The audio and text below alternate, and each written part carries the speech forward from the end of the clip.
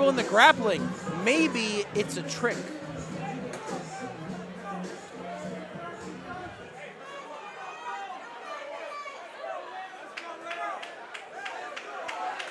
Here we go. Lance Evans in the blue corner, Malcow Casas in the red. Three-minute rounds scheduled for this co-main event. Man, those shots might have missed, but they were huge. Man, Lance Evans' left hook looks ferocious. Big chop by Evans, the first contact of the fight. Both guys like looking to control that middle range. Very good work by both of them.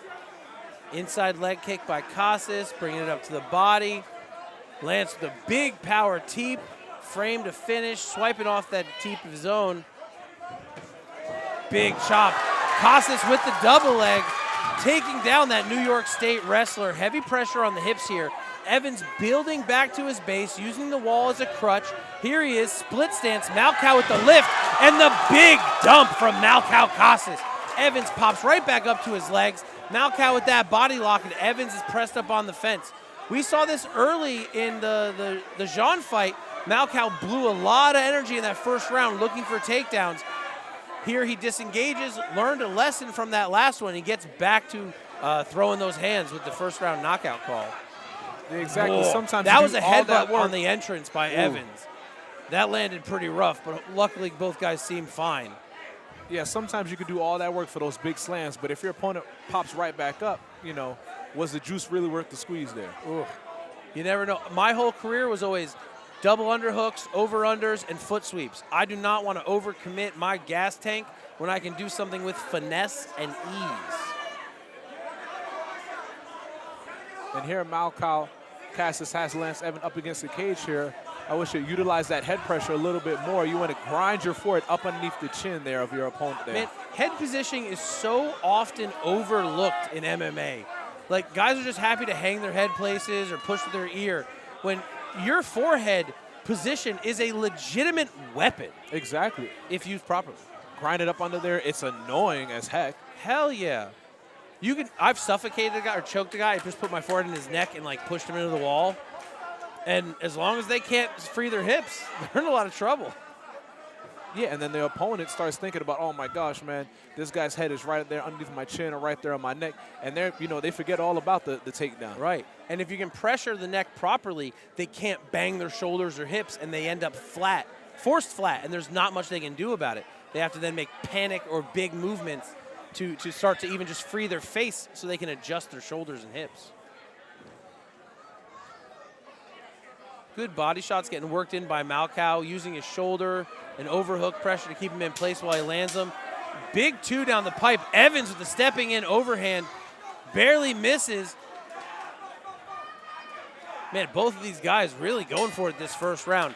I got to go with Malcow on this one, just on cage control.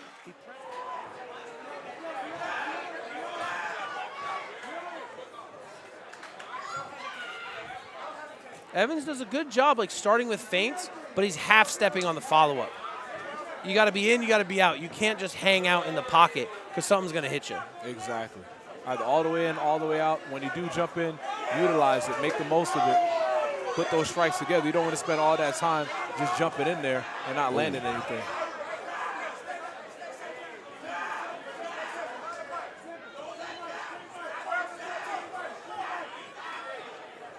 Now, it seems here in this second round where I thought, you know, Malcow would just take things straight to the ground here and, you know, finish where he ended the first round. He's choosing to stand there and, you know, trade some shots there with Lance Evans. You got to figure part of the trick that got him the takedown was, in fact, striking. Yeah. So, hey, we're here to strike. You want to bang? Let's bang. I love to bang. You want to bang? Takedown. Exactly. Sometimes you sort of, you know, want to catch them off guard. And people, if you spend, you know, strikes for 30 seconds, then they forget this is MMA. Oh, snap, this guy could possibly take me down. So we can see a little bit of, like, the mental here. Evans is getting progressively more and more cautious. He doesn't want to let loose too early. He doesn't want to get caught in the trade. Malcow is able to then initiate contact or start the exchanges and set the range. So we see Lance being reactive, yeah. not proactive. And that's totally, oh. Big overhand right there from Casas. Oh, that two landed nice and crisp. And Evans got a gentle tie-up. It's almost like Malcow was also surprised it landed so well. Kind of stopped him in his tracks there for a minute. I remember the first time I knocked the guy down, you hit him, and I was like, oh my God. And I was frozen. I was like, holy shit, I did that? It was great. Until it wasn't.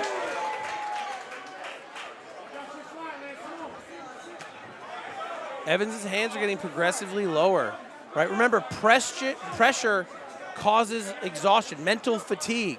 And once you're mentally fatigued, your body is going to follow suit very, very quickly.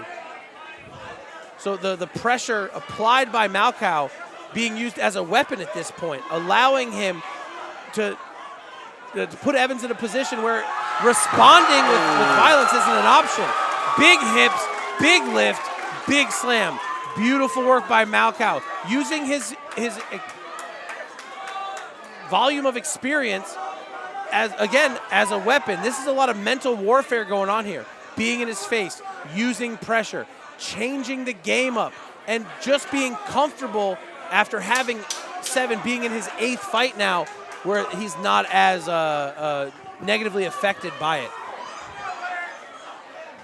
Well, it looks like we got more of the same from Malcow Casas in this second round. Evans revs the engine here and really turns it up. Malcow could be in a ton of trouble. However, Malcow, if he can maintain the status quo for the standard he's set, is going to ride right away with a nice victory here. Good knee to the body by Malcow, in on those legs. Evans looking to strip the grip and break that base. Having a hard time of it. Malcow's grip is looking good. Slides him up to the hip. Malcow looking to lock the hands. Can Evans keep it too big for him? Nope, we're getting in. Those hands are locked, and Evans goes for another ride. Big dump by Malcow. Evans on the hand, on the hip, scooting his butt back. Legs tied up. That switch option's now gone. He might want to stuff the head as he rotates. Put head pressure, exactly. It looks like as soon as he hit the ground, he did look to get up, but he just didn't know quite where to put his hands. As opposed to letting the hand linger on the back, you put the hand on the nape of the neck and you shove them down like you're taking off a pant leg. Evans fixed his base. He gets up to his feet. Malcow still on that body ride. We got 2 minutes left to go. If Evans wants to make something happen, he has to execute now. If he wants the time to build the opportunity to finish, he's got to get right to it. He cannot wait for Malcow. He has to be first. Malcow, however, running away with the round. Yet again, 1:20 in. All Malcow Casas here. He can get on his bicycle, bounce it out, rhythm step, shake his hands for as long as Evans lets him, and he will walk away with this victory. Good knee to the body by Malcow. Evans needs to look for a break off so he can let his hands fly. He does have really good hands. He's just not using them. He's throwing that big overhand right and closing the distance and engaging him, and that's just not benefiting him. Big kick by Malcow. Still got some stank on it.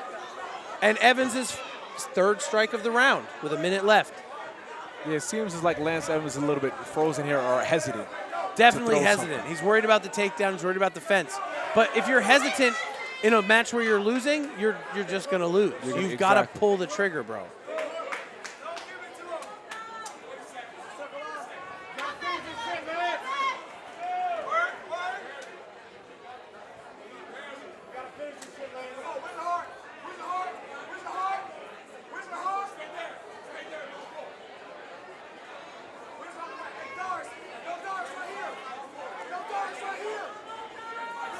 Yeah, he's by not getting out of this position, he's just letting Casas. He's just letting Casas run the clock, going for his own takedown. There's no point in getting one at 10 seconds left. You're down 3 rounds. You need an absolute finish. And Casas gave him the bring it on. Yeah. And that's what he. This was an error of acceptance on. All right, ladies and gentlemen, your judges have reached a unanimous decision for your winner out of the red corner, Malcow Casas.